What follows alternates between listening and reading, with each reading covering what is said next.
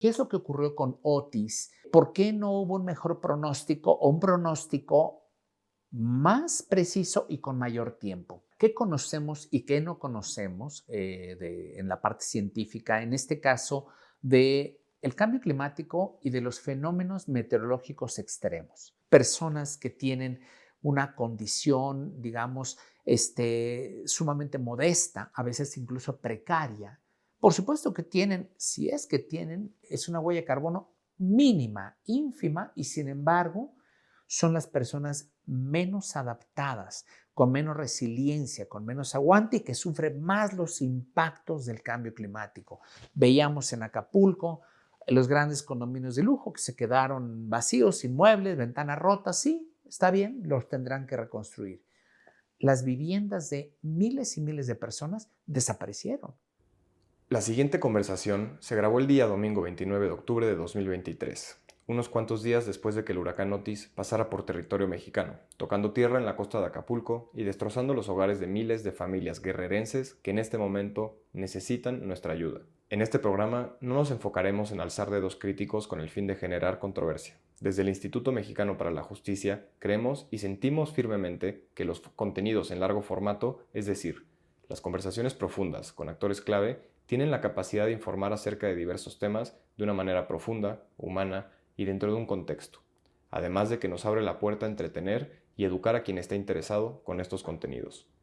En el estuario, nos enfocamos en tocar temas relacionados con la justicia social, medioambiental y alimentaria, ya que creemos podemos abordar la justicia desde múltiples perspectivas. Estamos comenzando este proyecto y aún hay mucho por mejorar. Agradecemos de todo corazón el apoyo que nos han brindado. Nos ayudaría muchísimo si pudieran suscribirse a nuestro canal y seguirnos en redes sociales. Les pedimos, de antemano, una disculpa por los errores técnicos, tecnológicos o metodológicos que realicemos en nuestro camino por hacer de este proyecto una realidad. Desde nuestra posición intentaremos siempre mejorar, siempre escuchar y siempre abordar los temas desde una posición empática, solidaria, con respeto y siempre mucho amor por la vida. Nuevamente, muchas gracias. Nos encontramos en el estuario. Bienvenido, Adrián Tocayo. Muchas gracias por acompañarnos este día en el estuario. Tenemos planeado platicar sobre un poco conocerte a ti. Ya platicamos un poco la estructura del programa, cómo la queremos manejar, los temas que queremos tocar. Hablar sobre todo también sobre el tema de Acapulco, qué impacto tiene climático. Y tienes algunas ideas tú también que al final podremos ir repasando. Pero bueno, comencemos un poco por conocerte a ti, Adrián. Platícame un poco sobre tu historia como ser humano, tu acercamiento con la naturaleza, la razón por la que trabajas en lo que trabajas hoy en día. Y platícanos sobre qué es Iniciativa Climática México. Y después, más adelante, podemos abordar qué plantea o qué objetivos. Algunas propuestas. Perfecto, sí, claro que sí. Con mucho gusto. Gracias por la invitación, Tocayo. Un gusto estar en este programa, en esta serie. Bueno, yo siempre supe que me gustaba la naturaleza. Soy el típico ejemplo que de pequeño veía series y programas en la televisión y si tenía que ver con la naturaleza, yo decía, eso es lo mío. Yo quiero ir a cuidar el bosque, quiero ir a salvar a los animales. Cuando eres pequeño no estás seguro eso profesionalmente cómo se traduce. Pero finalmente en la preparatoria tuve unos maravillosos maestros de biología y dije, pero por supuesto, es la biología. Ya lo encontré, es biología, lo que yo necesito no es veterinaria, no es otras disciplinas, es la biología y empezar a conocer un poquito de la evolución de las especies, etcétera. Clarísimo. Ahí creo que fui muy afortunado de tener esa claridad de que eso me gustaba y me apasionaba. Y estudié biología en una universidad pública, en la Universidad Metropolitana, aquí en México. Después trabajé algunos años en este campo, en el gobierno, en una posición de medio tiempo muy modesta. Y luego de algunos años decidí continuar estudiando. Me fui a Inglaterra a estudiar una maestría en tecnología ambiental, después un doctorado en contaminación del aire. Seguí con esta trayectoria académica, me fui a hacer un postdoctorado a Estados Unidos, pero todo esto llevaba una doble intención. Primero, la verdad, yo no había tenido la oportunidad de ir a Europa, estar ahí, viajar, conocer, Y para mí los estudios eran un vehículo para poder hacer esto. Entonces pude compatibilizar mi gusto por la naturaleza, por el medio ambiente, con el poder conocer un poquito del mundo. Ya regresando a México, a mediados de los noventas, tuve la gran suerte de poder participar en el gobierno federal, en la toma de decisiones, estando a cargo de áreas de contaminación del aire dentro del gobierno precisamente federal. Y ahí pasé una buena parte de mi vida profesional, 17 años, con un gran gusto, un gran orgullo como servidor público. Y hace 12 años más o menos, cuando México fue anfitrión de la Cumbre de Cambio Climático del 2010 en Cancún, aquella famosa reunión de Cancún, al terminar esa reunión yo decidí dejar el gobierno para crear Iniciativa Climática de México. Iniciativa Climática es una organización de la sociedad civil sin fines de lucro, pero nuestro objetivo es tratar de ayudar, de empujar a que México avance, muy especialmente en la introducción de políticas, de acciones, de medidas que reduzcan nuestras emisiones con las que contribuimos al calentamiento global. Pero lo hacemos de una manera con una cara social, siempre preocupados por qué pasa con las personas, no nada más decir vamos a meter energías renovables a reducir emisiones. Entonces, en eso estamos y ya habrá oportunidad de platicar un poquito más de algunas de las cosas que hacemos. Yo invitaría, desde luego, a quienes nos ven y nos escuchan, que den un vistazo a Iniciativa Climática de México. Hay mucha información accesible, información científica y muchas actividades y programas donde se puede participar. Sobre esta parte que nos platicas respecto de tus estudios, mencionaste maestría y doctorado. ¿Todo esto fue previo a los noventas? O sea, tú cuando comienzas a trabajar para el gobierno, ¿ya eres doctor? Sí, en mi segunda reencarnación. Yo muy joven, recién terminada la carrera, de hecho hice también una especialidad por ahí en estadística aplicada y entré al gobierno, estoy hablando en el remoto año del 82, 83, unos pocos años trabajé con el gobierno en posiciones muy, digamos, junior, diríamos ahora. Daba clases también y en el 88, yo tenía por ahí de 28 años de edad, me fui a Inglaterra a hacer la maestría en tecnología ambiental. Ya había trabajado 6 años en México y me fui a hacer la maestría. Seguí con el doctorado. Ambos los hice en el Colegio Imperial de Ciencia, Tecnología y Medicina de Londres, una institución de mucho prestigio. Yo no lo sabía, yo iba pues para conocer el mundo, pero digo, no quiero dar malas impresiones, siempre fui bastante buen estudiante, pero no era ese el punto, ¿no? Era una forma de estar en eso. Pero es interesante porque ahí empecé, más que a continuar con la cuestión de biología convencional, me fui hacia cuestiones de contaminación del aire, la interfase de la contaminación con la salud. De hecho, mi doctorado consistió en evaluar los niveles de exposición a la contaminación que tenían quienes se transportaban a trabajar por las mañanas en la Ciudad de México, dependiendo del tipo de transporte que utilizaban. Fueron estudios muy novedosos en aquel entonces, estoy hablando ya de principios de los 90, que el trabajo de campo de mi doctorado lo hice aquí en México y me tocó justamente en el año 91, por una cuestión circunstancial, cuando yo estaba midiendo todas las mañanas con un grupo de colaboradores los niveles de exposición al monóxido de carbono, usando unos aparatos pequeños, monitores personales, recorriendo los mismos trayectos que la mayoría de la gente recorre, que llega a las 5:30 de la mañana a los puntos de entrada de la ciudad, Pantitlán, Indios Verdes, etcétera. Simulábamos viajes en los corredores más comunes de movilidad de la ciudad, midiendo en todo momento cuáles eran los niveles que se respiraban dentro de un microbús, del metro, de un auto, etcétera. Fue en aquel entonces una cosa muy novedosa y se encontraron cosas interesantísimas, que hay grandes diferencias en los niveles de exposición a la contaminación dependiendo cómo viaja uno. Pero, digamos, eso fue en su momento una cuestión muy interesante que fue muy bien recibida, la verdad. Gracias a esos estudios me invitaron a irme a hacer un postdoctorado a Estados Unidos, fui a la Universidad de Harvard, a la Escuela de Salud Pública de esa universidad. en donde estamos hablando de la interfase entre la contaminación y la salud y todos los factores que justamente afectan o influyen en cómo nos exponemos a diferentes niveles de contaminantes cuando recorremos a lo largo del día diferentes lugares o microambientes. Sí, cuando nos transportamos estamos cerca de las emisiones contaminantes y normalmente tenemos una gran carga de contaminación. Pero en ambientes interiores, la casa, la oficina, etcétera, también hay un cierto nivel de contaminación. Es interesante que se puede modelar a lo largo del día cómo va variando la cantidad de contaminantes que respiramos, dependiendo básicamente de dos cosas. ¿Cuál es la concentración de contaminantes donde estoy? ¿Cuánto tiempo paso en esos lugares? Y también es importante la actividad física.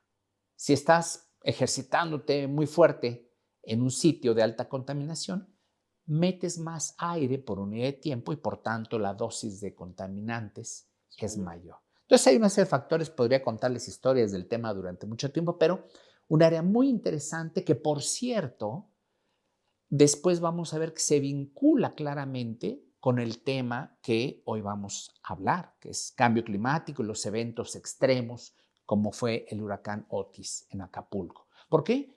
Porque muchas de las mismas fuentes que emiten contaminantes, que contaminan el aire de las ciudades, digamos a nivel donde están las personas, también esas fuentes emiten dióxido de carbono, que aunque no es tóxico al respirarlo, se acumula durante cientos de años en la atmósfera y es el principal gas que causa el calentamiento global. Lo que acabas de decir ahorita respecto de si haces ejercicio me acaba de hacer pensar en que tengo que cambiar la forma, porque yo llevo corriendo un tiempo y muchas veces a la hora a la que puedo correr es a las 2 de la tarde y el lugar donde puedo correr es en la Ciudad de México, en las calles, y tengo que cambiarlo porque me imagino, o sea, nada más por puro sentido común, que estoy corriendo en la hora más alta de contaminantes. En el peor lugar. En el peor lugar.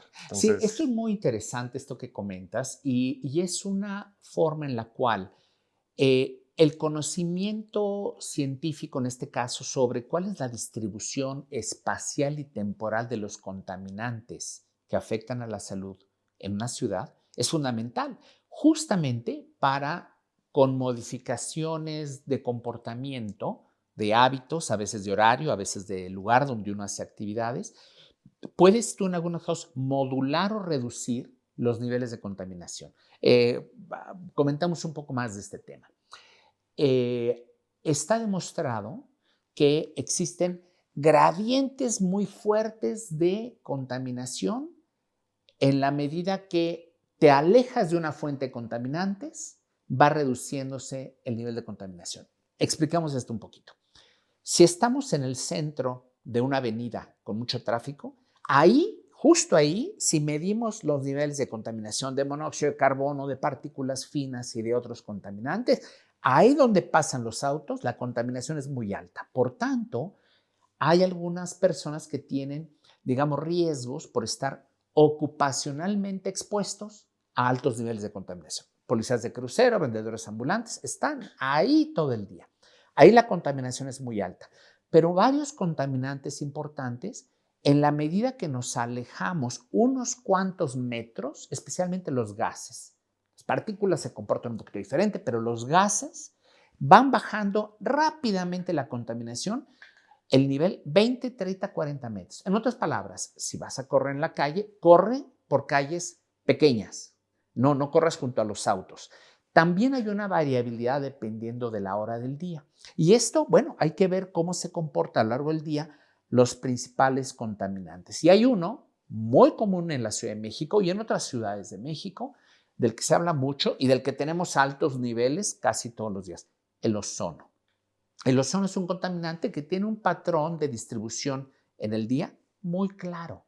Es un contaminante que no se emite por los escapes de los vehículos ni por una chimenea, sino que se forma en la atmósfera por la combinación de contaminantes que sí son emitidos por fuentes, ¿no? Básicamente óxidos de nitrógeno, hidrocarburos, se mezclan en la atmósfera en presencia de la luz solar y con una cierta temperatura se empieza a cocinar y empieza a formarse ozono. Por tanto, antes de las 11 de la mañana, prácticamente no va a haber ozono en la atmósfera. Hay otras cosas. Y a partir de las 12 del día, 1 de la tarde, 2 de la tarde, ahí empiezan las concentraciones. Por tanto, el peor momento para salir a correr sí es entre las 12 y las 4 de la tarde.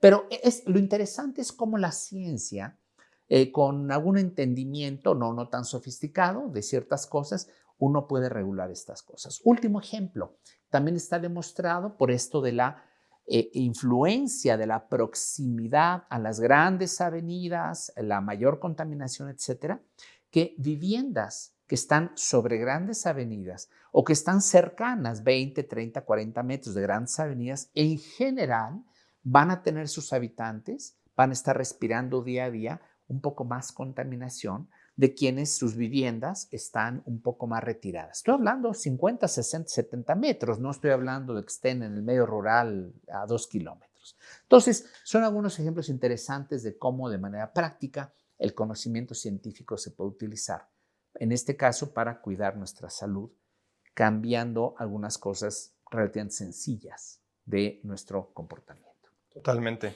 Me imagino que un poco la razón por la que existe esta diferencia entre partículas y gases es un poco por la física, ¿cierto? La densidad de los gases probablemente hagan que se eleven, mientras que las partículas tienen una mayor masa, no sé, y por esa razón los vientos las distribuyen más uniformemente a través del espacio. Sí, claro. Mencionabas tú muy atinadamente, cuando las partículas son grandes, estas tienden a bajar su concentración cuando están alejándose poca distancia de la fuente original de la partícula. Si es partícula grande, pues decimos de broma, son como piedritas, ¿no? Entonces caen en una distancia corta. Pero las partículas que más importan por cuestiones de salud, las que penetran hasta el fondo del aparato respiratorio, son las partículas finas y las ultrafinas. Partículas abajo de 2.5 micrómetros de diámetro son partículas finas, abajo de 1 micrómetro, ultrafinas. Pero estas partículas, cuando son muy finitas, ya parece que se comportan en la atmósfera, parecen más un gas. ¿Por qué? Porque se mantienen en la atmósfera no solo por horas, pueden estar por días. De hecho, sabemos que la contaminación puede viajar cientos o miles de kilómetros. Algunas partículas finas, producidas, por ejemplo, en la India o en otras partes de Asia, se trasladan hasta el continente americano después de varios días de viajar en la atmósfera. Entonces, se comportan a veces más como gas. Y son esas partículas las que más preocupan por la salud. Hay muchas fuentes que emiten también directamente partículas, sobre todo la combustión de algunos combustibles como el diésel en los camiones o como el combustóleo en las plantas de generación de electricidad. Son algunas de las fuentes más contaminantes que emiten partículas que afectan a la salud y que emiten contaminantes y compuestos que calientan el planeta también. Para poner como en un marco de referencia, un ejemplo mencionas 1 y 2 micrómetros. No conozco muy bien la tabla. Por ejemplo, ¿el micrómetro es más grande o más chico que el nanómetro? Porque, por ejemplo, Más grande. es más grande. Ok, Sí. para poner algún marco de referencia, un pelo humano en promedio Sí, tiene 70 nanómetros. sí. ¿Cuánto es un micrómetro? O sea, ¿son 1000 nanómetros? Lo podemos buscar también. No, esa te la voy a deber. De hecho, ¿sabes qué? La referencia con el pelo, va a ser unos diagramas en internet, se usa mucho justo porque ilustra muy bien esto que mencionas. Se pone un pelo, ¿no? Así humano, y hasta donde yo recuerdo, por la gráfica, ¿no? Eso sí lo vas a tener que buscar por ahí. Ajá. Las partículas ultrafinas son más pequeñitas en diámetro que el diámetro de un cabello humano. De hecho, hay unas láminas muy padres ahí que ilustran como, ¿cómo se llama? Infogramas, unas de estas muy padres. Pero entonces, no sé cuánto mide un pelo humano, pero las partículas ultrafinas que miden menos de 1 micrómetro de diámetro son más finitas que... Bueno, metámonos un poco al tema de Acapulco. Si pudiera ser para nosotros una crónica sobre este desastre natural, creo que es muy interesante desde el punto de vista científico cómo impacta eh, la incapacidad de los modelos científicos de poder predecir este fenómeno natural. el hecho de que 24 horas o pocas horas antes tuviera esta transformación en la que se prevenía, se podía prever una tormenta tropical, ¿no? Que una tormenta tropical está por debajo siquiera de un Sí. huracán nivel Ujú, 1, ujú. ¿cierto? Sí. Y impactó la costa de Acapulco siendo uno de los huracanes, si no es el huracán más poderoso registrado en la historia del Pacífico, ¿cierto? Sí. Entonces, si podemos hacer un poco una crónica desde el punto de vista climático, ¿qué fue lo que sucedió con Otis en Acapulco? Ujú. Sí, cómo no.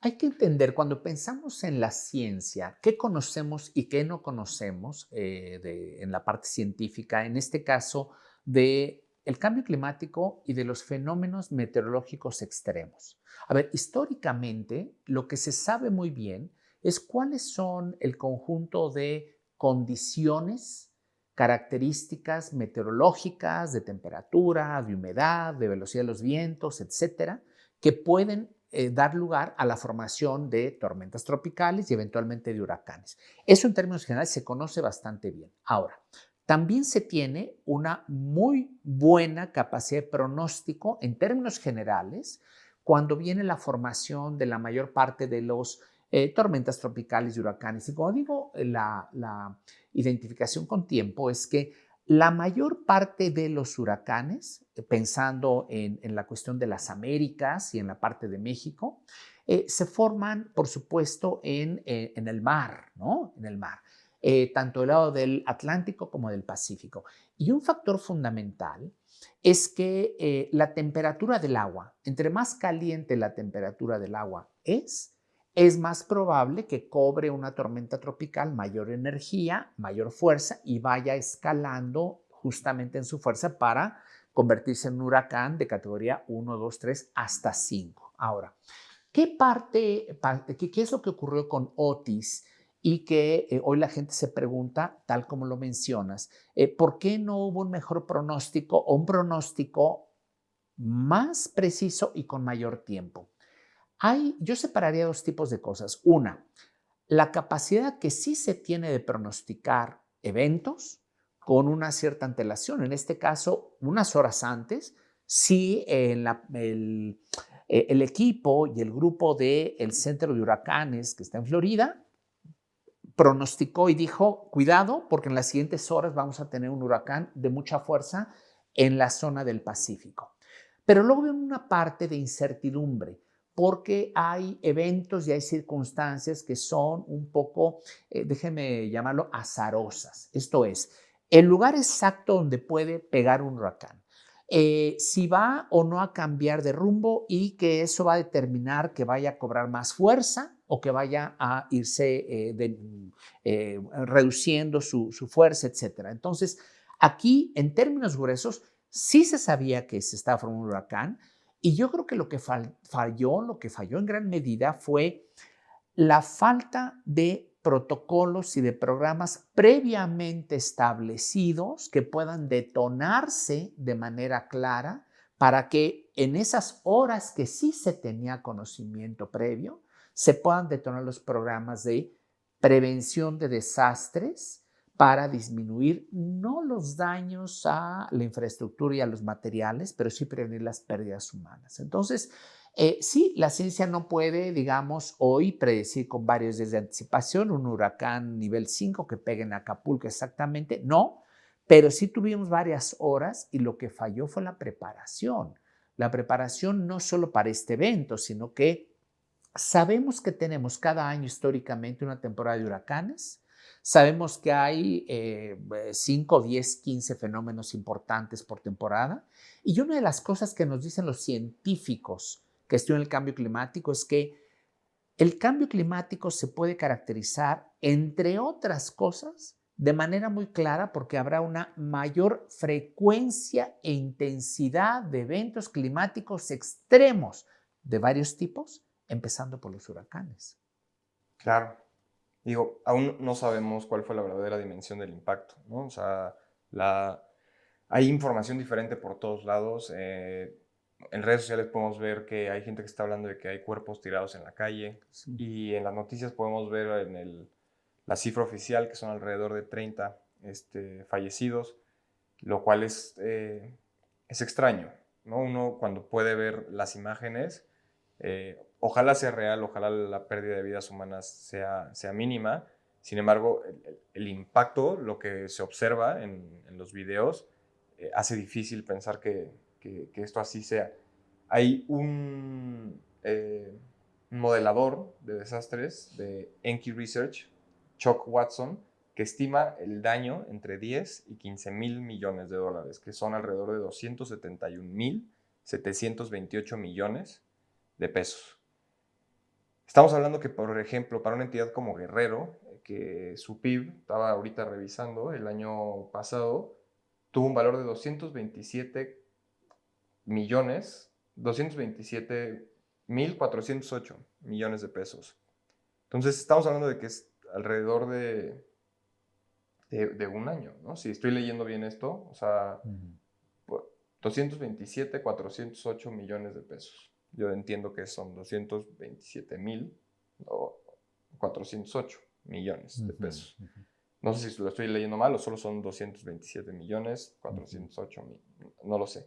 Esa parte tendría que revisarlo un poco, pero ahorita me pareció interesante eso para dimensionar, ¿no? Si es el tamaño de la pérdida, el tamaño del desastre Claro. que sucedió, el tamaño del desastre que no pudo haber sido evitado, porque esto es independientemente de cualquier reacción que pudo haber tenido de parte del gobierno de poder anunciar a la población, esto no hubiera generado ninguna diferencia. En fin, lo que quiero un poco explicar con esto es como la dimensión del daño, ¿no? Si estoy en lo correcto, es aproximadamente el ingreso que recibe el Estado en un año, el impacto. Sí, que es, o sea, de hecho es mayor. Si estoy en lo correcto en la forma en la que lo estoy leyendo, que no, honestamente no lo sé, estoy revisando el documento del INEGI y en el texto no sé si lo estoy leyendo bien. Ahora bien, hablaba sobre la temperatura del océano. El fenómeno del niño tiene mucho que ver con esto, ¿no? O sea, lo que sucede con el fenómeno del niño, entiendo yo, es que las aguas son más calientes durante el fenómeno del niño, ¿no? Tiene una historia interesantísima el por qué le llaman el niño y la niña. ¿La conoces? Recuerdo de manera muy general, porque cerca de Navidad en el Pacífico del Sur, en el Perú, más o menos cerca de la Navidad, cuando solía presentarse cada cierto número de años este fenómeno de calentamiento de las aguas y mucho mayor humedad, por eso creo que le llamaban el niño, porque estaba próximo a la Navidad con alguna frecuencia, o sea, en el verano del hemisferio sur, digamos, ¿no? Sí, y el niño estaba relacionado también con prosperidad, con los pescadores, había muchísimo más fauna, ¿no? Había muchísima más pesca, era el tema de la prosperidad. Pero realmente lo que es que las aguas que están en el Pacífico del Sur. En el Pacífico comienzan a subir, ¿no? Sí. De temperatura por un tema de las corrientes. Es correcto, sí. Que impactan contra no sé cuál sea el nombre exacto, pero contra los continentes, ¿no? Sí, y sí, entonces esta agua empieza a subir y se enfría, en el caso de la niña más bien, incrementan las corrientes y suben estas corrientes que están en el fondo del océano y se enfría el océano y se reduce la fuerza de estas corrientes, me imagino yo, no sé perfectamente bien, y por esa razón se calienta, porque ya no existe esta corriente fría en el fondo del océano que no recibe el impacto del sol todo el año.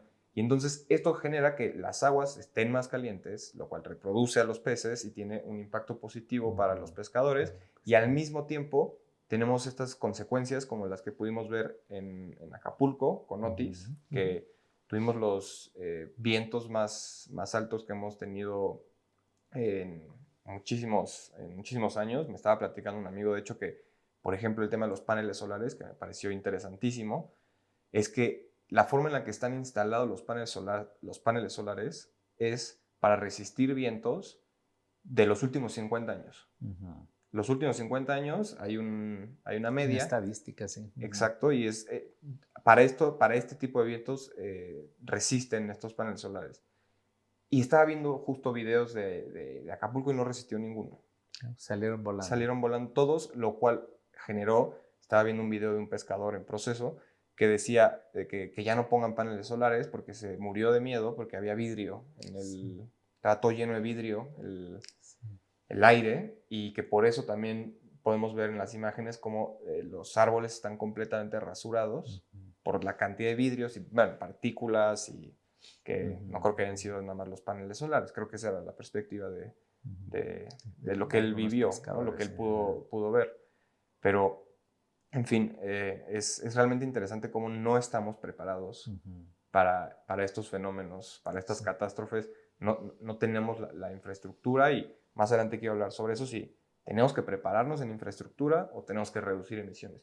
Pero creo que nos podemos mantener sobre este tema, qué relación tiene con la crisis climática. ¿Y por qué crisis climática? ¿Por qué cambio climático? Yo veo que tú haces referencia como cambio climático, y he estado escuchando mucho crisis climática. O emergencia climática. O emergencia climática. Es un tema... Sí, a ver, son varios temas, y a ver si podemos pues, comentarios sobre dos o tres aspectos muy ricos que estás tocando. A ver, vamos a hablar un poquito de la infraestructura y si se puede o no prevenir ante esta situación donde yo decía, con el cambio climático hay una mayor frecuencia e intensidad de eventos climáticos extremos. Y en efecto, toda la infraestructura en el mundo típicamente se construye con ciertas reglas, con ciertos estándares para resistir, para aguantar las cosas que ellos saben en cada lugar del mundo que son comunes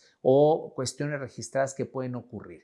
Pero resulta que eventos extremos como huracanes fuertísimos que antes se presentaban una vez cada 100 años, ahora se van a presentar cada 10 años o cada 5 años o cada 3 años. Esto es lo que se está transformando en la nueva normalidad. Por tanto, una primera cosa que hay que hacer ya es revisar la infraestructura construida, los caminos, los hoteles, las casas, la infraestructura para producir electricidad y para transportarla. O sea, todo lo que hemos construido los seres humanos, hay que revisarlo con la óptica de los nuevos impactos del cambio climático, porque esa es la nueva realidad, esa es la nueva normalidad. Y entonces pensemos, un par de ejemplos.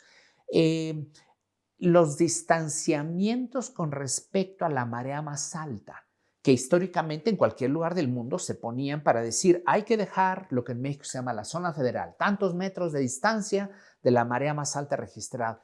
Pues resulta que para toda la infraestructura futura hay que ponerle a los análisis y a la planeación el lente de lo que sabemos del cambio climático, porque sabemos ahora que el mar va a penetrar muchos más metros en ciertos lugares, que las tormentas van a ser más fuertes, más frecuentes, y por tanto tenemos que empezar a blindar la infraestructura contra los impactos del cambio climático. Esto es lo que se conoce como darle resiliencia a la infraestructura, darle aguante. ¿Contra qué? Contra esos impactos. ¿Por qué? Porque hoy tenemos que toda esa infraestructura es altamente vulnerable y va a ser afectada, va a seguir siendo afectada porque no fue construida con los estándares para aguantar un huracán de categoría 5 con vientos de cerca de 300 kilómetros por hora. ¿Qué va a pasar? Hay lugares en el mundo donde sí hay mucha tecnología que están acostumbrados y entonces, por ejemplo, se construyen ya de manera estandarizada, se ponen barreras metálicas en los grandes ventanales. Lo que pasó en Otis es que todo lo que referían a algunos pescadores, que muchísimo vidrio volando, los vidrios no eran de los paneles solares, eran de los ventanales. Los paneles vuelan, pero son matrices cristalinas que están razonablemente compactas y pueden volar, se fracturan, pero digamos lo que salió volando son millones de partículas de vidrios, todos los vidrios de los grandes ventanales. Esos ventanales de la mayor parte de las construcciones no estaban construidos de una manera que aguantaran vientos de más de 250 kilómetros por hora. En el futuro, ¿qué se tiene que hacer? Y esto es una lección importante. Ya vimos que en Acapulco puede golpear algún huracán tipo Otis. La reconstrucción tendría que hacerse con criterios y estándares de mayor resiliencia ante estos fenómenos que ya vimos que se pueden presentar, aunque sea una vez cada 5 o 10 años, etc. Hay cosas que se pueden evitar y otras no. Pero en muchos casos, de verdad, un imperativo en México y en el mundo es en los procesos de planeación de todo tipo de infraestructura, analizar qué sabemos de los impactos que ya se presentan y que pueden presentarse al cambio climático para que no construyamos nada que nazca vulnerable innecesariamente. Entonces hay mucha información, pero tenemos que cambiar de verdad la mentalidad, tenemos que documentarnos y tenemos que hacer de lado cuestiones de que, voy a reponerlo de manera la más barata o incluso con otro tipo de manejos, malos manejos. No, aquí vamos a tener de verdad que reconstruir una ciudad y muchos otros sitios donde impacta el cambio climático de manera diferente. Otros impactos no se podían haber evitado en la naturaleza, deslaves, etcétera, salvo en aquellos lugares donde sabemos. Si hay procesos de deforestación y está el suelo desnudo, ahí con la humedad y con los vientos hay deslaves importantísimos, cosa que no ocurre en sitios donde tenemos vegetación nativa y los ecosistemas originales de bosques y de selvas, ¿no? Esto que mencionas es muy interesante, ¿no? Porque creo que es importante entender por qué. ¿Por qué cuando generamos deforestación incentivamos el deslave, ¿no? O sea, como la Sí. estructura orgánica y natural que tiene un árbol, que son las raíces, son como los cimientos de un Exactamente. cerro. Es lo que permite que la tierra se mantenga junta. Es lo que, o sea, esa es la razón, ¿no? Un poco quería hacer ese... Y la Porque, vegetación del suelo, la vegetación también complementaria a los árboles, ¿no? Todo eso mantiene el suelo en su lugar, ¿sí? perfecto. Bueno, ya es increíble saber esto que nos mencionas, qué es lo que tenemos que hacer para hacer las cosas bien, pero si pudieras decirnos dónde nos estamos equivocando en México, qué estamos haciendo mal respecto de la crisis climática. ¿Dónde está México en materia de cambio climático? Siempre que se habla de cambio climático, se habla de dos vertientes o dos aspectos complementarios, los dos igualmente importantes. Uno, ¿qué pasa en México con los impactos del cambio climático? Los impactos se están sintiendo ya en todo el mundo. Apenas llevamos de incremento, apenas 1.2 grados centígrados y ya tenemos récords de temperaturas extremas, de huracanes, de deslaves, de incendios en todo el mundo. Los científicos nos dicen, en todos los rincones del planeta hay evidencia medible de los impactos del cambio climático. Entonces, sobre esa vertiente, México tendría que prepararse con planes muy serios de adaptación a los impactos del cambio climático. ¿Qué tipo de impactos? El cambio climático impacta a todos los sectores relevantes de la vida y de la productividad. Un par de ejemplos. Tenemos que darle resiliencia, aguante a los sistemas de generación y distribución de electricidad, porque viene un huracán, tira las torres, tira todo y nos quedamos incomunicados, sin electricidad, que es fundamental, durante mucho tiempo. Tenemos que empezar a diseñar, a reconstruir los sistemas de generación de electricidad que sean lo que se conoce como distribuidos, que estén cerca de los puntos donde se requiere la electricidad para que no quede tan vulnerable la transmisión de electricidad a través de cables y de torres que se caen con los huracanes. Entonces, aquí pensando, es un ejemplo en el sector de electricidad. Otro ejemplo, en el sector de producción de alimentos. La seguridad alimentaria de los países, incluyendo México, amenazada. Por ejemplo, las muchas extensiones de agrícolas que son de temporal, que históricamente hay un ciclo agrícola, una cierta cantidad de lluvia. ¿Y qué tenemos ya por el cambio climático? Todo el noroeste del país, una sequía prolongada que está impactando que hay una cada vez menor disponibilidad del agua. No hay agua y empieza a competir el agua, por ejemplo, para riego, para consumo humano en las ciudades o para enfriamiento de las torres que producen electricidad con combustibles fósiles. Tenemos que empezar a cambiar todo esto porque impacto en la seguridad alimentaria, en el acceso a la energía y en muchos otros sectores. En el turismo, por ejemplo, también. Bueno, esto es el mundo de los impactos, de la vulnerabilidad, y ahí tenemos que adaptarnos al cambio climático. Urgentemente hay que adaptarnos. No hay un dilema, no debe haber un dilema sobre nos adaptamos a los impactos o bajamos las emisiones que producimos para controlar el calentamiento. Hay que hacer las dos. Ya no tenemos remedio. Los impactos ya están aquí, tenemos que adaptarnos, pero el que México sea un país vulnerable y que tenga que adaptarse no es excusa, aunque lo hemos escuchado por ahí mucho, no es excusa para no hacer los esfuerzos que nos tocan en reducir las emisiones con las que contribuimos al calentamiento global. Entonces, hablemos de esa segunda vertiente, lo que se conoce coloquialmente como la mitigación climática. Mitigación climática significa cerrar la llave de las emisiones que causan el calentamiento global en el caso de México. ¿Y cuáles son esas emisiones? Pues el consumo de combustibles fósiles para mover personas y mercancías, el consumo de combustibles fósiles como carbón, combustóleo y gas para generar electricidad y muchas otras fuentes más. México tiene que hacer las dos. Quiero separar dos cosas. México tiene la urgencia de adaptarse a los impactos que ya están aquí. Hablábamos sobre, por ejemplo, cómo reconstruir Acapulco, la infraestructura, las casas, los departamentos. No puede ser de la misma manera, porque si no, en 2, 3, 5 años vendrá otro huracán igual y se destruirá todo.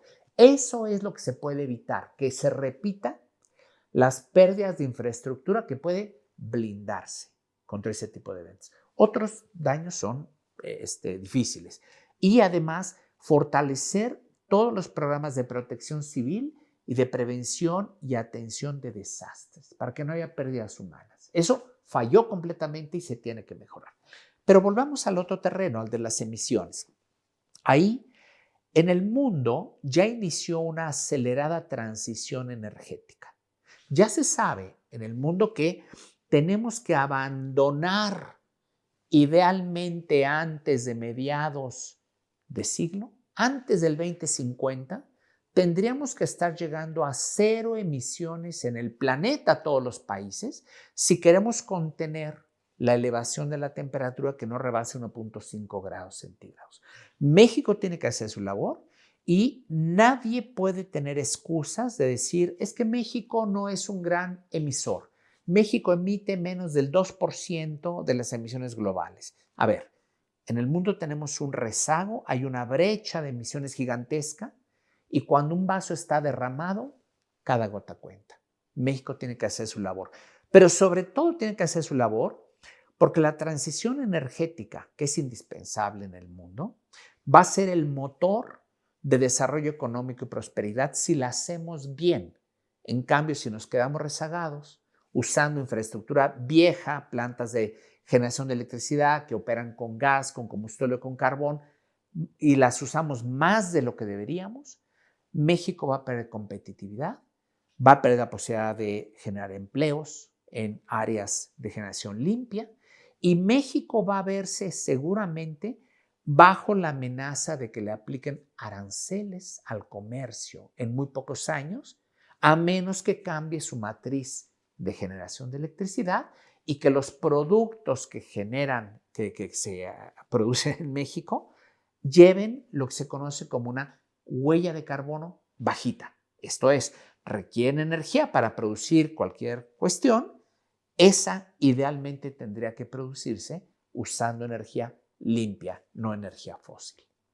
Lo que comentas es súper interesante porque es algo que yo me he como cuestionado bastante, el tema como de quién es el responsable, ¿no? O sea, cuando vemos la gráfica de emisores, podemos ver a China, Estados Unidos a lo largo de toda su historia y China desde los 80s en adelante como principales emisores por mucho, ¿no? O sea, pero por mucho en un sentido de que si son creo que 520 las toneladas que más o menos tienen China y Estados Unidos, México tiene 34. O sea, sí es mucho menor la emisión que produce México en el sentido de si queremos pensar en quién es el responsable. También si queremos ver en el sentido también del globo entero, no en cuanto a países, sino en cuanto a consumidores y productores, podemos ver que el 70% de las emisiones, según creo que era un estudio de Oxfam, se producen por menos de 100 empresas, producen el 70% de las emisiones de efecto invernadero. Entonces ahí llegamos a este punto en el que es como, claro que tenemos que transicionar hacia energías verdes, Y por supuesto que lo que tú dices es algo que, por ejemplo, nunca había yo tomado en cuenta en mi análisis. En un futuro, los entes que regulan el comercio a lo largo del mundo podrían empezar a penalizar eh, el, los países que tengan un comercio con una alta huella de carbono, ¿no? O sea, podrían empezar a generar aranceles para poder justamente incentivar o coercionar Ujú, ujú. a los estados-nación a que generen esta transición. Eh, es un tema que a mí me conflictúa bastante en el sentido de que hay algo que a mí no me parece realmente del todo justo. Ujú, O ujú. sea, es como siento que al final del día las energías verdes las vamos a terminar comprando hacia estos mismos Ujú, países que colonizaron al mundo y es ujú. como que se mantiene este poder, o sea, como yo no quiero decir que no debamos de transicionar hacia energías verdes, por supuesto que lo tenemos que hacer, solo siento que también es, así como es una oportunidad para generar empleos, creo que también es una oportunidad para mantener el status quo geopolítico del mundo.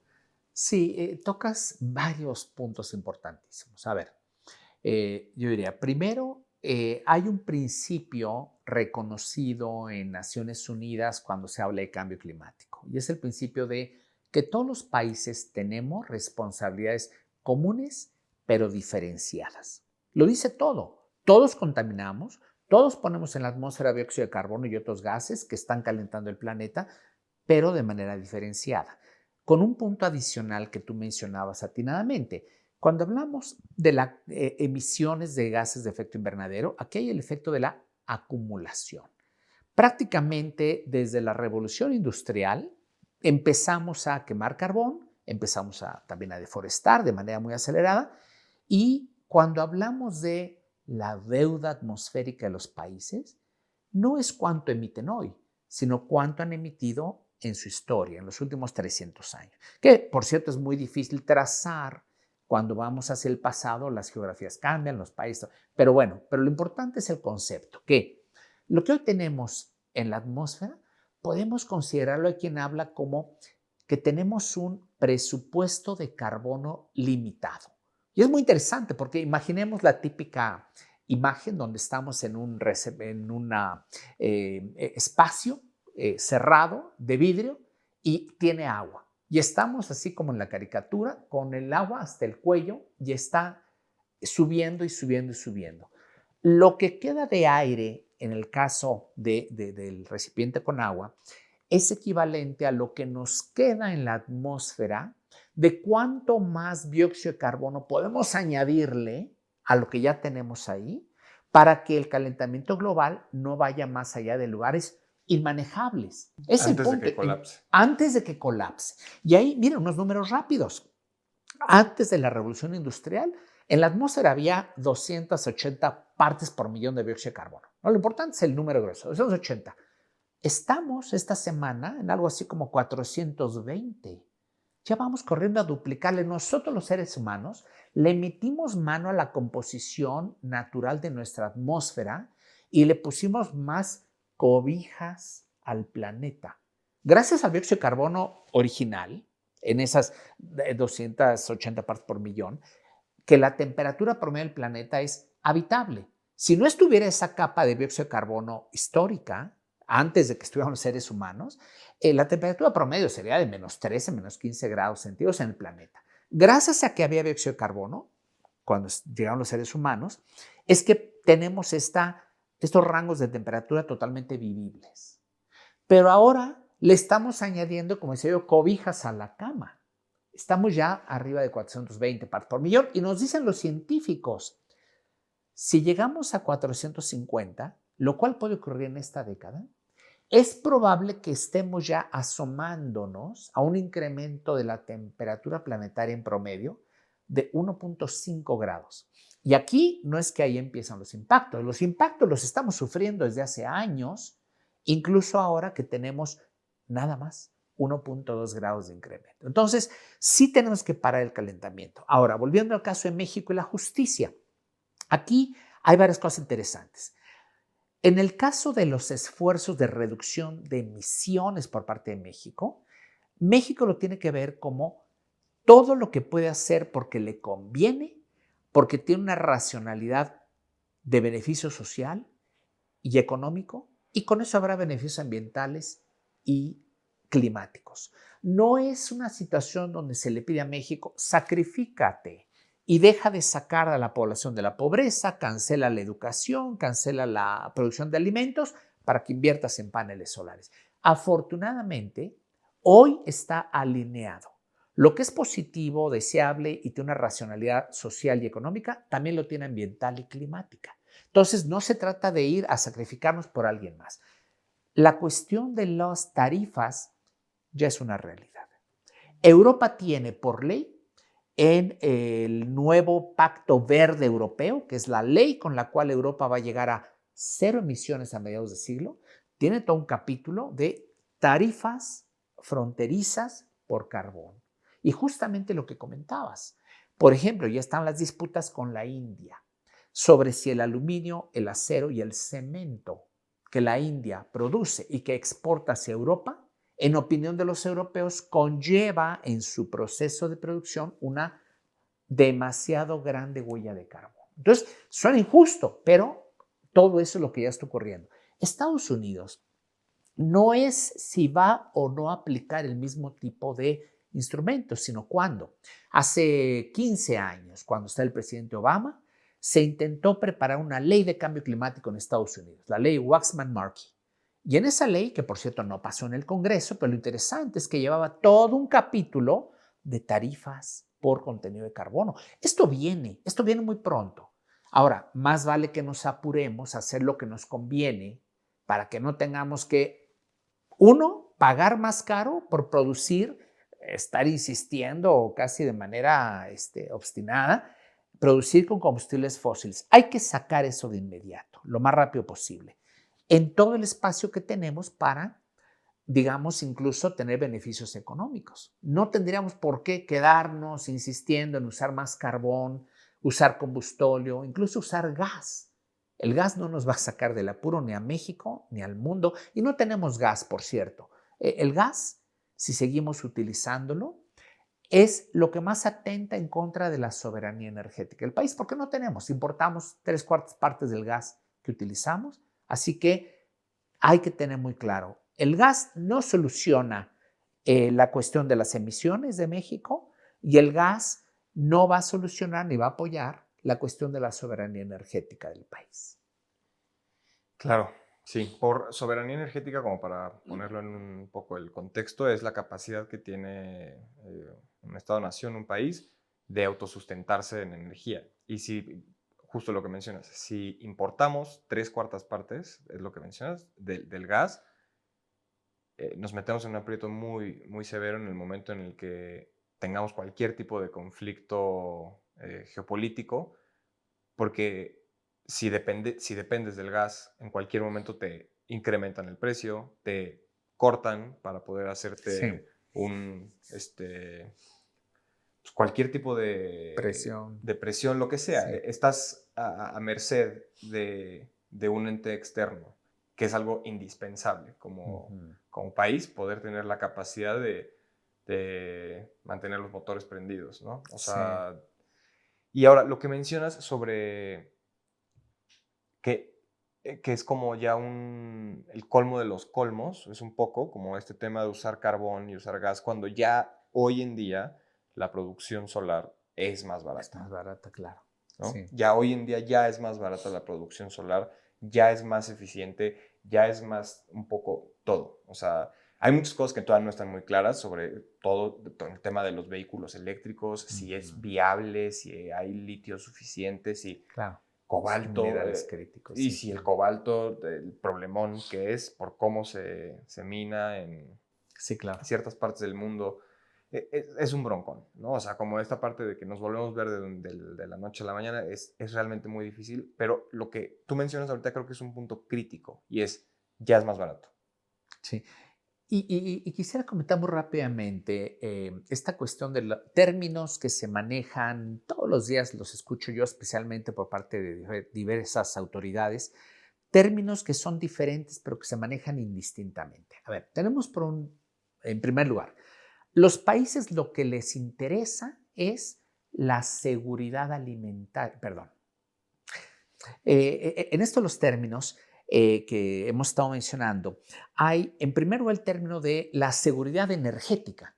Eso es lo que les importa a los países, la seguridad energética. ¿Qué significa la seguridad energética? Es que un país tiene garantizado, digamos, a través de una diversidad de fuentes, tanto domésticas como importadas, tiene razonablemente garantizado que no le va a faltar energía. Eso es seguridad energética y es lo que necesitan los países. Es muy diferente al concepto de autosuficiencia energética. No creo que haya en el mundo, difícilmente algún país que sea autosuficiente en todas las formas de energía. Eso no es tan relevante y es prácticamente imposible. Y otro término diferente es la soberanía energética. Soberanía energética es que un país soberano tome decisiones autónomas y que no sea dominado, influido por un tercer país. Y la soberanía, esa la tiene un país para tomar decisiones de cómo arma su matriz energética. Desafortunadamente en México, en vez de buscar cómo optimizamos la seguridad energética, balanceando recursos domésticos con importados, se habla mucho de autosuficiencia. Por ejemplo, por alguna razón se quiere ser autosuficiente en la refinación de petróleo para producir todas nuestras gasolinas. Esta es una pésima política pública porque se aleja de la optimización y con esto de que quieren refinerías nuevas, lo que va a ocurrir es que ese tipo de infraestructura se va a quedar ahí, como dicen los economistas, como un activo varado. Una infraestructura que cuesta 20 billones de dólares y que en unos 15 o 20 años ya no va a ser de gran utilidad, cuando el modelo financiero inicial nos decía que para que fuera rentable necesitaba 50 años con ese tipo de inversión.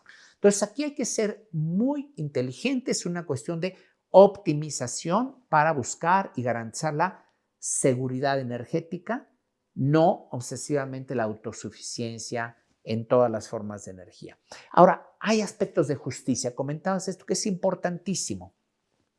Si no somos cuidadosos, la transición energética que ya está ocurriendo en el mundo, y esto es dejar los combustibles fósiles y movernos a las energías renovables, si no somos cuidadosos, esta transición, que es un imperativo, es imparable, pudiera exacerbar los muchos aspectos de inequidad, injusticia social. Claro, Y sí. debe ser todo lo contrario. Debemos aprovechar las palancas de la transformación tecnológica y energética para mejorar la situación de las inequidades sociales, para generar empleos dignos, bien pagados para quienes hoy no los tienen, y también empleos donde no haya riesgos a la salud, como por ejemplo los trabajadores del carbón, que en México se meten a unos pocitos ilegales ahí, se mueren enterrados vivos. Es una cosa terrible. Entonces, transición energética sí en México, acelerada, y poniéndole como criterio fundamental la cuestión de la equidad social, no como un social wash de decir las cosas correctas y hacemos lo incorrecto, sino que asegurar que cada decisión, cada inversión tiene como resultado una mejoría de las condiciones de vida de las personas que menos tienen. Claro, aprovechar esta transformación energética para generar una Exactamente, redistribución de los recursos, que exactamente. es un poco lo que se ha venido hablando en la COP, ¿no? Con, por ejemplo, este tema de cómo los países que ahora ya no se llama, no les llaman primer mundo y tercer mundo, si ahora es desarrollado y subdesarrollado, cómo los países desarrollados pueden apoyar el desarrollo, valga la redundancia, de los países subdesarrollados. Y generaron este paquete o este programa en el que al suponer, bueno, supuestamente los países desarrollados tenían que poner, creo que eran 100 billones de Sí, dólares por año, anual por año por año. y no se ha cumplido. No se ha No cumplido. se ha cumplido, pero ni cerca. O Ni cerca. sea, creo que lo que más se ha recaudado en un año son 12 o... Se ha acabado más. El año pasado hubo cerca de 80, de hecho. Ah, ok. Sí. Bueno, No, estamos pero cerca. sí, pero ha sido muy a regañadientes, sí. Ok, bueno, pero estamos cerca. Ahora la cuestión es si con esos 100 basta, que creo que no. Y si la calidad de esos recursos son, si son nuevos y adicionales o si es un poquito de recursos que ya existían en otros programas de cooperación y de apoyo, Pero tocas un tema fundamental, que es la solución del problema de cambio climático requiere de manera indispensable la cooperación. Los países desarrollados, los países con mayores recursos, los países ricos, digamos, que por cierto fueron los que en mayor grado causaron el problema históricamente, Lo que hablábamos de la responsabilidad. tienen mucho mayor responsabilidad histórica y actual, deben de colaborar con los países en desarrollo y sobre todo los países emergentes para que puedan transitar a una descarbonización acelerada. Y hay algunos modelos que empiezan a emerger muy interesantes. En la Conferencia de Naciones Unidas hace unos pocos años en Glasgow, en Escocia, se firmó un primer acuerdo interesantísimo, un acuerdo que en español sería el acuerdo para la colaboración hacia una transición energética justa, y ese primer acuerdo lo firmó Sudáfrica con países europeos y con Estados Unidos. ¿En qué consiste? En pocas palabras, un país emergente como Sudáfrica, un país que tiene en su matriz energética 80% de carbón, no 8% como México, 80% de carbón, más de 100,000 trabajadores, mineros, etcétera, etcétera, etcétera. Sudáfrica hizo la tarea muy bien. Sudáfrica primero elaboró una ruta de desarrollo social y económico que es compatible con descarbonizar el país, literalmente bajar sus emisiones y empezar a cerrar las minas de carbón, moverse a energías renovables. Pero esto requiere dos grandes tiempos, digamos. Primer tiempo, Sudáfrica establece y está en ese proceso el marco normativo regulatorio y adopta las políticas públicas correctas para incentivar las energías renovables y no subsidiar los combustibles fósiles como el carbón. Primer paso, marco nacional sudafricano correcto. Y después identificar cuáles son las medidas y la ruta optimizada a seguir de las inversiones necesarias para esa transición energética justa, maximizando los beneficios a la población. Lo puso sobre la mesa, lo negoció durante un año con los europeos y estadounidenses y en Glasgow se anunció y se firmó ese primer acuerdo de un país con los países desarrollados. Y le van a dar a Sudáfrica los primeros 8.500 millones de dólares. Es muy poquito, no es una fortuna, es muy poquito, es un primer paso. Lo fundamental, lo trascendente es el esquema. Es un camino que hace realidad lo que la teoría decía, que hay que colaborar para la implementación conjunta y que los países en desarrollo bajen sus emisiones, pero tienen que ser apoyados por los países desarrollados. Ahí está de manera no dogmática, no es puro rollo, es la realidad. Un mapa transparente, detallado de cuáles son las políticas, las inversiones necesarias y un espacio para que ahora sí, ustedes que tienen la deuda histórica, ambiental y climática, apoyen con recursos. Muchos de esos recursos iniciales financieros son recursos concesionales, son préstamos de bajo interés. La gente diría, ¿cómo préstamos? Porque el primer paquete de medidas son medidas donde invierto dinero que me prestan con bajo interés y voy a ganar dinero. Es negocio para el país que está haciendo eso.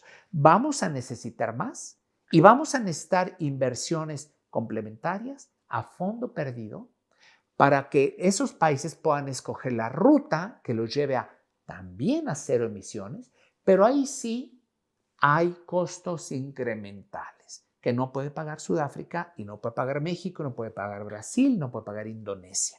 Entonces estamos acercándonos poco a poco a modelos de cooperación que tienen un sustento de análisis técnico, financiero y de transparencia.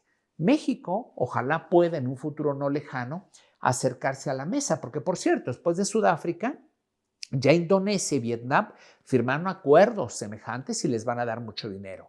Brasil ya está formado, Chile y algunos otros países. México no puede por el momento ni acercarse a la ventanilla, en sentido figurado, porque tenemos que cambiar urgentemente las políticas energéticas que se vienen aplicando.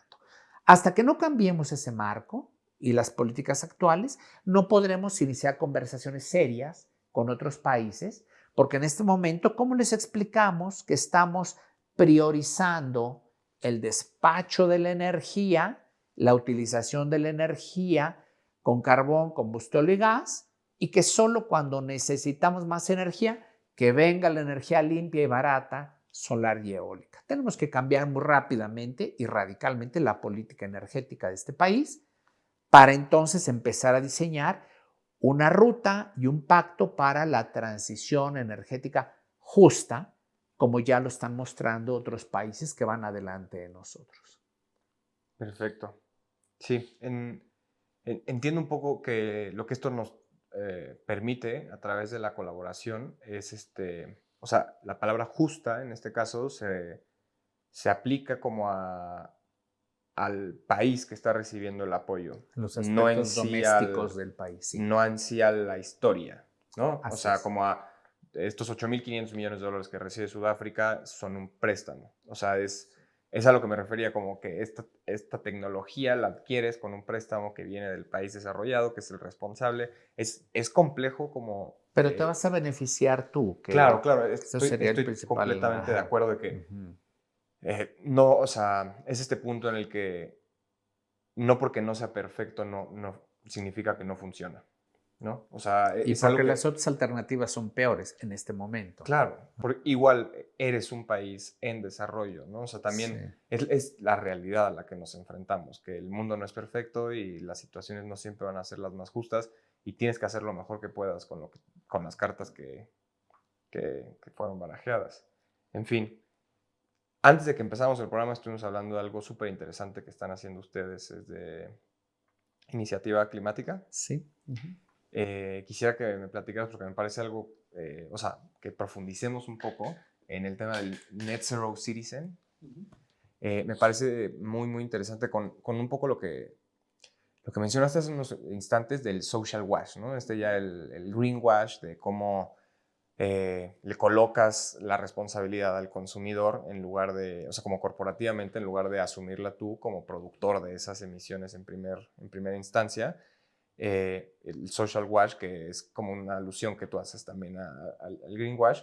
Y ahora, el Net Zero Citizen entra un poco en esta idea de no hay que dejar de hacer responsables a los que son responsables, Exactamente. y dentro de los consumidores hay diferentes tipos de consumidores, ¿no? Dentro de las clases es diferente el pobre que el rico. ¿Nos puedes platicar? Sí, con mucho gusto. Cuando damos un vistazo a lo que han sido las negociaciones de cambio climático históricamente dentro del acuerdo de las Naciones Unidas y en años más recientes el Acuerdo de París, vemos que los países están agrupados y yo diría clasificados históricamente en países desarrollados o países ricos, países en desarrollo y luego en los últimos años se habla mucho de países emergentes. Y cuando se mira el tema de cambio climático y la responsabilidad de los países, se analizan cosas como la cantidad de emisiones que un país tiene en este momento, año con año, pero también las emisiones históricas, intentando ponderar mejor la cuestión de comparación y justicia o equidad entre países. A veces se toma como indicador emisiones de dióxido de carbono per cápita.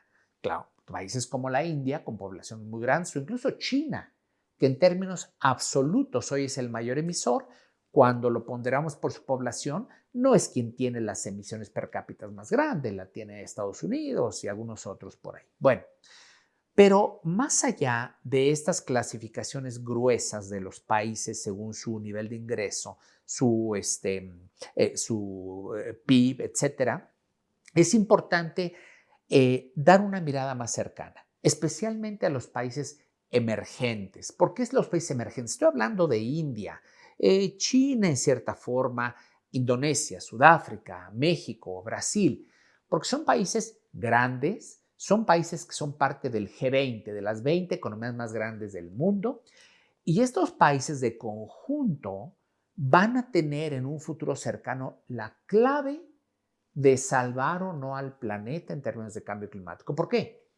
Europa, Norteamérica, bueno, Estados Unidos, Canadá, Europa y otros ya han adoptado el compromiso formal de que van a tratar de llegar a cero emisiones netas para mediados de siglo. ¿Por qué? Porque eso dice la ciencia. La ciencia dice, si queremos tener el calentamiento antes de 1.5 grados, tenemos que parar las emisiones y llegar idealmente a cero a mediados de este siglo. Bueno, pero ¿qué pasa? Esos son los países europeos y Estados Unidos. ¿Qué pasa con otros países que no van a poder llegar a cero emisiones a mediados de siglo? De hecho, China hizo análisis y dijo, yo voy a llegar echándole muchas ganas al 2060.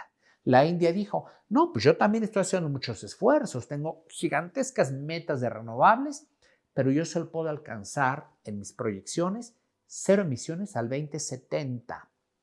México no le ha dicho al mundo cuándo.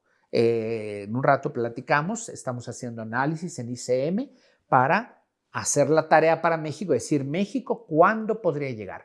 Pero un tema importantísimo es que dentro de los países en vías de desarrollo y en especial países como México, hay una gran disparidad en la distribución del ingreso. Sabemos que una proporción pequeña de la población tiene la mayor parte de los ingresos, de la riqueza, y que el grueso de la población, 80, 85, 90% de toda la población, tiene ingresos muy modestos o muy bajos. ¿Eso qué significa? Que cuando vemos las emisiones de conjunto de un país, México, que tiene alrededor de 700 millones de toneladas por año. Bueno, pero si nosotros damos un vistazo más cuidadoso, vamos a ver que si nosotros acomodamos a la población según su ingreso, sabemos hoy, hemos hecho análisis en ICM, Iniciativa Climática de México, que el 10% de la población de mexicanos con mayor ingreso tiene una forma de vida, un consumo, una forma de moverse, de vivir, de uso de la energía, que le da una huella de carbono, esto es cuántas emisiones pone en la atmósfera de dióxido de carbono, comparable al promedio de un europeo. Ah, caray. Entonces no es que México todos son pobres y que no emitimos mayor cantidad de gases de efecto invernadero. Y luego si hacemos un análisis aún más acotado al 5% de mayor ingreso de la población, de nuevo, sus estilos de vida, su consumo de energía, sus viviendas, sus viajes en avión cotidianamente, etcétera, los lleva a que su huella de carbono, su contribución a la contaminación ya per cápita es mayor al promedio de un estadounidense. Y sabemos que los estadounidenses no son la población más eficiente en el uso de la energía. Pero esto, más que una crítica, genera una oportunidad. Una oportunidad y la necesidad de atender estos sectores en el corto plazo. Si no hacemos programas para ayudarle a que las personas de alto ingreso y de altas emisiones en países como México, Brasil y los demás reduzcan sus emisiones, todos estos millones de habitantes van a continuar por 20 años más poniendo en la atmósfera una cantidad de dióxido de carbono que ya la atmósfera no tiene espacio para admitir esas emisiones. Por tanto, hemos diseñado en Iniciativa Climática de México este programa que estamos por lanzar, que se llama Net Zero Emissions o Net Zero Citizens y que simplemente es ciudadanos o habitantes de cero emisiones.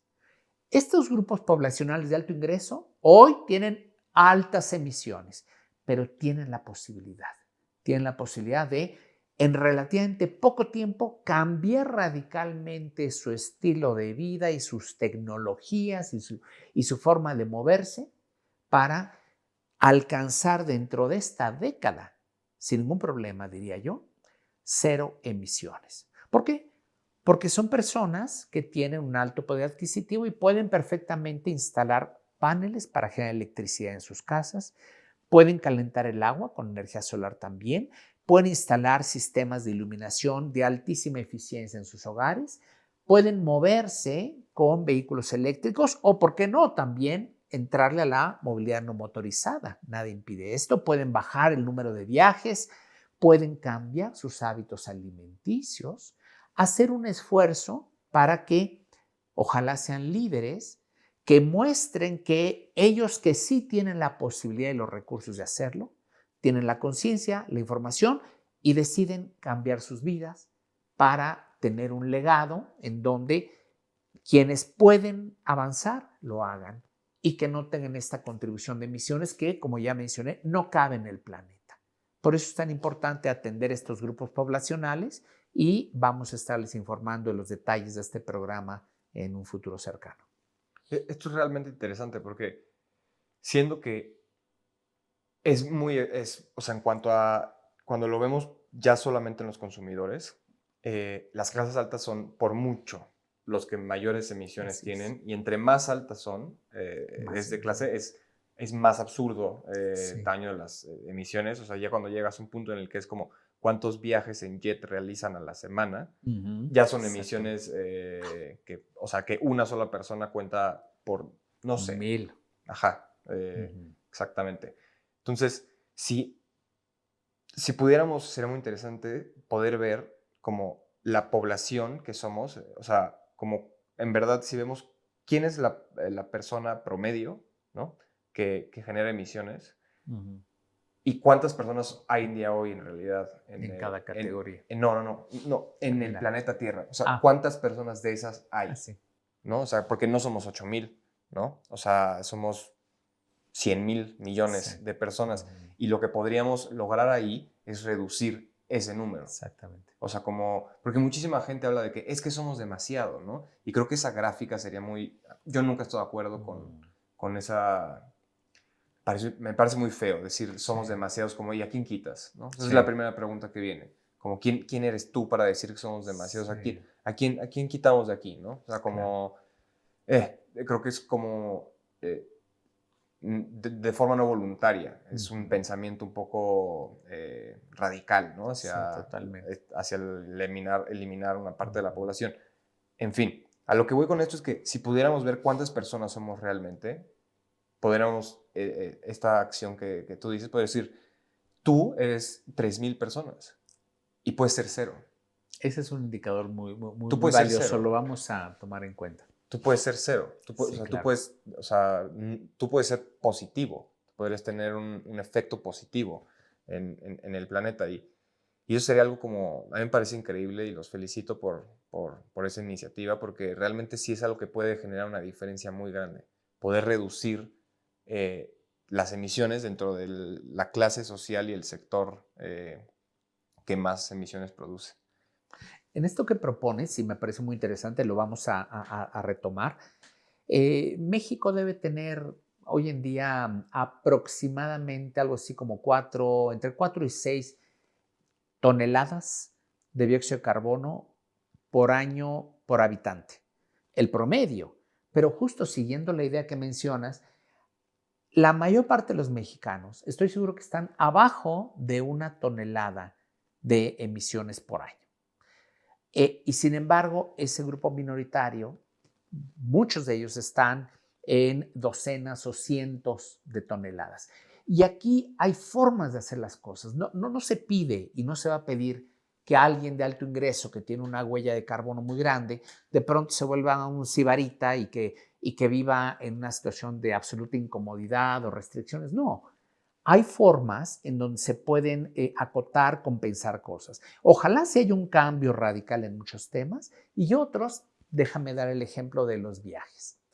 Desde luego, viajar en un jet privado, bueno, esa es la cosa, tú lo decías, que atenta más contra el planeta en términos del mayor desperdicio de energía para mover a un grupo pequeño de personas. Pero incluso los viajes en avión, el derecho que pueden tener a estar viajando porque tienen los medios, bueno, pueden esas personas compensar sus emisiones. Si van a seguir viajando en avión porque les gusta vacacionar, etc., bueno, hay mecanismos en los cuales inviertan dinero para contrarrestar o compensar las emisiones de sus viajes en avión. De hecho, muchas aerolíneas ya hoy en día puedes pagar lo que sería el costo actual de lo que estás emitiendo como pasajero. Y hay otros mecanismos que se pueden explorar, pero yo creo que hay mucho espacio en cambios de comportamiento, en cambio de patrones culturales y esta cuestión de lo que en las sociedades modernas tiene que ver con el consumo, con la aceptación ante una sociedad, con los grupos, con sentirse integrado. Las cosas tienen que cambiar. Tenemos que movernos aceleradamente a un sitio, a una percepción donde que no le dé vergüenza a una persona que es de clase media o media alta llegar en bicicleta a un lugar o llegar en un vehículo pequeño, modesto, eficiente, vergüenza le tiene que dar. Seguir llegando en una camioneta suburban gigantesca y con otra camioneta atrás que los cuide, etcétera, y que tiene una huella de carbono enorme, o un auto deportivo que gasta muchísima gasolina. Por cada litro de gasolina que consumimos, ponemos en la atmósfera 2.3 kilogramos de dióxido de carbono. Una camioneta, esas enormes de 8 cilindros que ahí abundan entre las clases medias y altas, tiene un rendimiento de 6 kilómetros por litro en la ciudad, que es la tercera parte del rendimiento de un vehículo compacto convencional, ni siquiera un híbrido. Ahora, si es un híbrido, pues es la cuarta parte de emisiones, 4 veces más rendidor. Y por supuesto, si se puede un eléctrico, bueno, que lo hagan y que carguen el eléctrico con celdas fotovoltaicas en sus casas y estarían contribuyendo a reducir su huella de carbono y con ello poner la parte que sí pueden hacer para pues tener un planeta en mejores condiciones para las generaciones que vienen a futuro, incluyendo sus descendientes. Por supuesto, es algo que se debería hacer como me lo platicabas antes, de que debería ser cool, debería ser la Sí, aspiración, debería ser yo soy el mejor ciudadano posible. O sea, esto debería de ser algo presumible, esto debería ser algo exactamente. de lo que nos sintamos orgullosos, de poder cuidar la tierra, de poder dejarle a las nuevas generaciones un lugar en el que vivir. Porque ahorita mencionabas también que está seguro que el promedio de los mexicanos, de la mayoría de los La mayoría. mexicanos, será mucho menor al promedio per cápita. Pero yo me pongo a pensar, ¿y cuál será el promedio de los más afectados por todos los fenómenos y todos los desastres naturales? Y probablemente ellos ya están en un término positivo, ¿no? O sea, los indígenas, que son los que más son afectados por todos los fenómenos naturales, Sí, son al mismo tiempo los que cuidan la la naturaleza, selva, sí. los que cuidan las selvas, los que mantienen todos los ecosistemas con vida hoy en día, y Sí. son los más afectados y al mismo tiempo son, digo, seguramente en algún punto saldrá algún estudio que lo pueda explicar, pero probablemente ya tienen una huella de carbono positiva ellos. Sí. Y es, Es muy importante lo que mencionas porque, una vez más, lo que ocurre entre países ocurre dentro de los países. Más de 150 países del mundo, empezando por países muy pequeños, las islas del Pacífico del Sur y muchos otros, son países altamente vulnerables que ya sienten los impactos del cambio climático de manera muy fuerte, que está atentando contra la posibilidad de desarrollo económico y social y la prosperidad. Y sin embargo, esa gran mayoría de países tienen una huella de carbono bajísima. Casi no han contribuido históricamente a esto y sin embargo son los que más sufren. Hay una cuestión de equidad. Al interior de los países pasa exactamente lo mismo, tal como lo acabas de mencionar. Personas que tienen una condición, digamos, sumamente modesta, a veces incluso precaria.